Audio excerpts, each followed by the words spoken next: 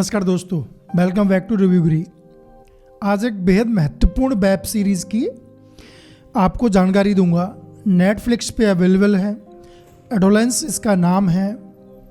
चारों तरफ तारीफ़ें बटोर रही है। मेरे को इसने मजबूर किया कि मैं इस वेब सीरीज़ को देखूं। आजकल वेब सीरीज़ देखना एक मैराथन वर्क है और जब रिव्यू करना हो तो बड़ी सावधानी से, होशियारी से देखना पड़ता है ताकि दर्शकों को बड़े ईमानदारी से उसके बारे में बताया जा सके। एडोलेसेंस क्यों देखी जानी चाहिए, क्यों महत्वपूर्ण है, प्रोड्यूसर ने, डायरेक्टर ने और जो एक्टर हैं, लीड एक्टर्स, उन्होंने कैसा काम किया है, अगले लगभग 10 मिनट में समझने की कोशिश करते हैं। एक किशोर है, 13 साल का है, स्कूल में है। सोशल मीडिया का इम्पैक्ट, इमोजीज का इम्पैक्ट और कहानी किस तरीके से लिखी गई है, डीओपी ने कैसा काम किया है, किस तरीके से शूट की गई है, सब पे चर्चा करते हैं पूरी ईमानदारी से। सबसे पहले लीड एक्टर्स की बात। लीड रोल में है Ashley Walters, Stephen Graham. Stephen जो है फिल्म में लीड एक्टर भी हैं और इस फिल्म के वन ऑफ द मेकर भी हैं। जो निर्माण जो टीम है, फिल्म की मेकर्स टीम है, उसमें शामिल भी हैं। इस वेब सीरीज़ के डायरेक्टर हैं फिलिप बैरेंटीन। वेब सीरीज़ की थीम में बता देता हूँ। 4 एपिसोड हैं। इस वेब सीरीज़ का जो थीम है वो है अभद्र, अश्लील और सेक्स चैट, जो आज की जनरेशन में बहुत आंधी की तरह, तूफान की तरह तैर रहा है। हमारे बच्चे जो इस जनरेशन में हैं, जेन जी में, वो इसकी चपेट में है और उससे क्या निकल के आता है। ये पूरे एपिसोड एक मर्डर, एक कत्ल के आसपास घूमते हैं और वो कत्ल किसका है, क्या है, आइए समझते हैं। वेब सीरीज स्टार्ट होती है एक बहुत नॉर्मल से बैकग्राउंड से। कार में बैठ के 2 पुलिस ऑफिसर, एक मेल एक फीमेल, डिस्कशन कर रहे होते हैं। बड़े शुरू के 4 से 5 मिनट बड़ी शांति से, कामनेस के साथ वेब सीरीज स्टार्ट होती है। बट सडनली आफ्टर 4 और 5 मिनट्स ड्रामा स्टार्ट्स। अचानक से पुलिस का एक दस्ता होता है, गाड़ियों के साथ, गन्स के साथ एक घर में एंट्री मारते हैं। घर में उसके पेरेंट्स होते हैं, उनको डाउन किया जाता है, उनके घुटनों पे, उनके पैरों पे। एक बच्चे के रूम में घुसते हैं, एक किशोर के रूम में।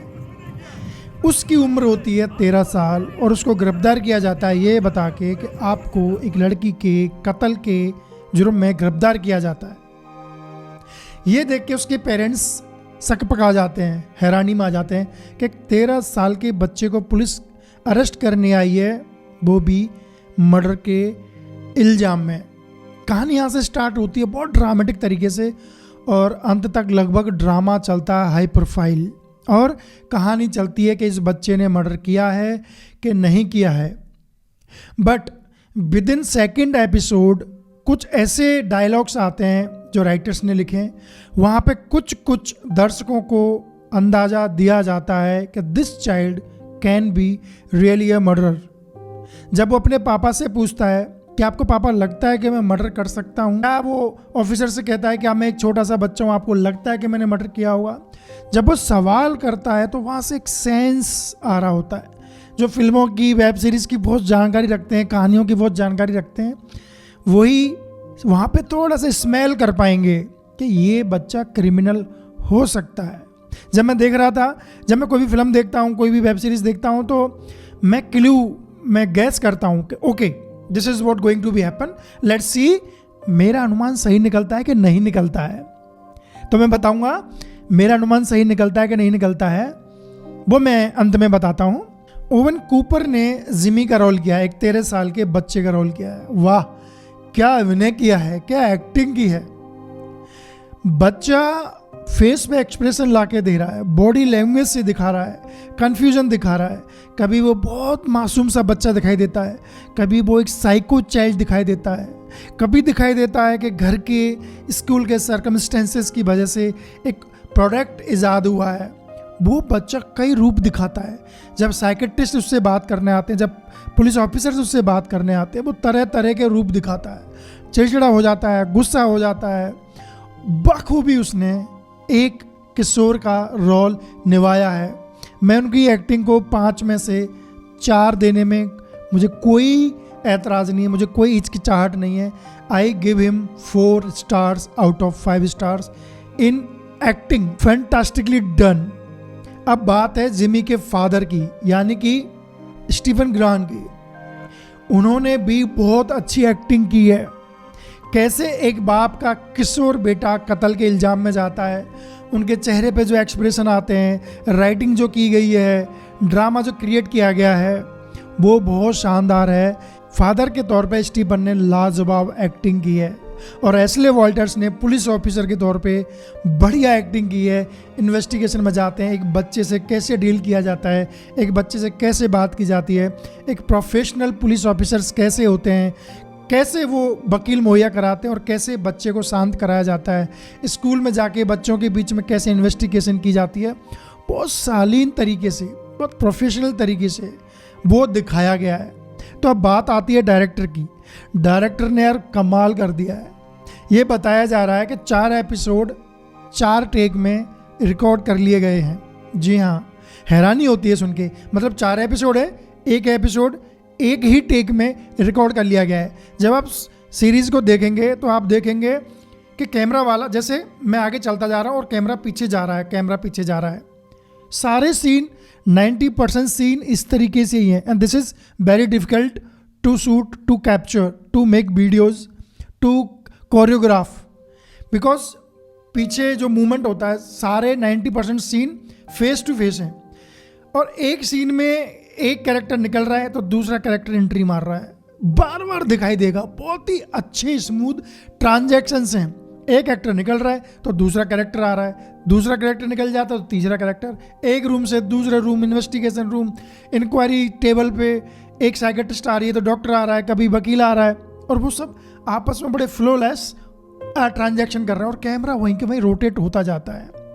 और बहुत शानदार तरीके से डीओपी ने, डायरेक्टर ने यहाँ पे काम किया है, जिसको कहते हैं ना कि मिनिमलाइज करके, सिंपल करके बहुत इफेक्टिव चीज़ें बनाई जा सकती हैं। So this series is the best example for that कि why keeping simplicity you can make great product and Adolescence is great to watch. देख के मज़ा आता है। There are few scenes where I felt this is very slow. काफ़ी देर हो जाती है, साइकेट्रिस्ट से बच्चा बात करता रहता है, साइकेट्रिस्ट उसके मन के जज्बात निकलना चाहती है, तो वहाँ पता चलता है कि आज की जनरेशन में जो अडल्ट हैं उनके बीच इमोजीज जो सोशल मीडिया के हैं, टेक्सटिंग जो है, टैग जो है, कमेंट्स जो हैं, कितने मायने रखते हैं। एक दिल भेजना, लाल कलर का, सफ़ेद कलर का, ब्लू कलर का, टूटे हुए दिल का, या कुछ शॉर्ट्स फ्रेजेस का यूज़ करना उनके लिए कितना इम्पोर्टेंट है। हमारी जनरेशन में या हमसे जो यंगर या जो ओल्डर जनरेशन है वो इमोजीज को लेके इतनी केयरफुल नहीं है, but these childs Gen Zs are very careful और बहुत स्पेसिफिक उनको पता है कि किस इमोजी का क्या मतलब होता है और वो उसे डिसाइड करते से देखे। लाल इमोजी का मतलब क्या है बहुत स्पष्ट तरीके से बताया गया, और बच्चे से कैसे इफेक्ट होते हैं और बच्चे क्या सोच रहे होते हैं, उनसे कम्युनिकेट करना कितना ज़रूरी है, उनके फ़ोन्स को चेक करना कितना ज़रूरी है, उनके सामने क्या बात की जा रही है, कैसे बैठा जा रहा है, सब कुछ ज़रूरी है। माँ बाप द्वारा बोला जा रहा है, किया जा रहा, हर सीन, हर डायलॉग उनके दिमाग पे असर डालता है, और ये बात पेरेंट्स को बहुत अच्छे से पता होनी चाहिए। इस वेब सीरीज़ की कहानी, डायरेक्शन, एक्टिंग, क्राफ्ट, आर्टिस्टिक पहलू, साउंड डिज़ाइन जो भी किया गया है, बैकग्राउंड स्कोर बहुत शानदार तरीके से किया गया। Must watch, you should watch it. Let's find out कि 13 साल का बच्चा कत्ल करता है कि नहीं करता है।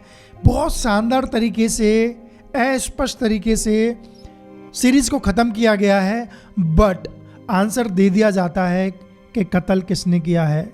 जी हाँ, कत्ल वो 13 साल का किशोर करता है अपनी क्लास की एक लड़की का, और वो सिर्फ और सिर्फ एक शब्द के कारण कि उसको नल्ला कहा जाता है, यानी कि नामर्द कहा जाता है एक 13 साल के बच्चे को, और ये बात उसको चुभ जाती है। बच्चे को बच्चा बोलो तो उसको बहुत बुरा लगता है। आप कभी किसी बच्चे को बच्चा बोल के देखना, ही विल गेट ऑफेंडेड, आपसे नाराज हो जाएगा। वो बड़ा दिखना चाहते हैं, बड़ा दिखाना चाहते हैं, और वही कहानी इसमें दिखाई गई है कि आज के टाइम पे जो प्री मेच्योरिटी की समस्या है कि बच्चे की उम्र से पहले उन चीज़ों के एक्सपोजर में आ रहे हैं जो उनको 4 से 5 साल बाद 10 साल बाद उन्हें एक्सपोजर में आना चाहिए था। सेक्सुअल एक्टिविटीज़ के या रोमांस के या इंटीमेसी के या सोशल एस्पेक्ट में या साइकोलॉजिकल एस्पेक्ट में मैं जिन चीज़ों के एक्सपोजर में 18 साल की उम्र में आया, 20 साल की उम्र में आया, 24 साल की उम्र में आए, ये बच्चे 12 से 13 साल की उम्र में आ रहे हैं। इसलिए हम देखते हैं प्री मेच्योरिटी की वजह से लड़कियों के 10 से 11 साल की उम्र में पीरियड्स आना शुरू हो गए हैं। बच्चे उन चीज़ों के प्रति एकदम से एक्सपोजर में आ गए हैं जिन चीज़ों का वास्ता उनका 18 के बाद 20 के बाद पढ़ना चाहिए था। They are much more into such things जो हम इनसे पीछे की पीढ़ी 20 के बाद आती थी। So it is called early maturity, pre maturity. बहुत फास्ट हैं, बहुत आगे हैं, बहुत चीज़ों का एक्सपोजर नहीं होना चाहिए था, वो उनको बहुत जल्दी से हो रहा है और सोशल मीडिया ने इसमें सबसे बड़ा रोल निभाया है। इसलिए शायद Australia is the first country in the world to establish ban on social media under the 16 age. 16 साल से छोटे बच्चों के लिए सोशल मीडिया इंस्टाग्राम अकाउंट्स बनाना इलीगल कर दिया गया है ऑस्ट्रेलिया में। I guess it should be implemented in every country to like बच्चों को थोड़ा सा बचाने के लिए, अर्ली एक्सपोजर से बचाने के लिए। So come on the web series, go for it and watch it. It's available on Netflix.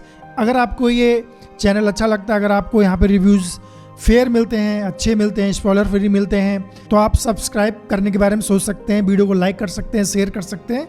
फिर मिलेंगे अगले किसी रिव्यू में। नमस्कार।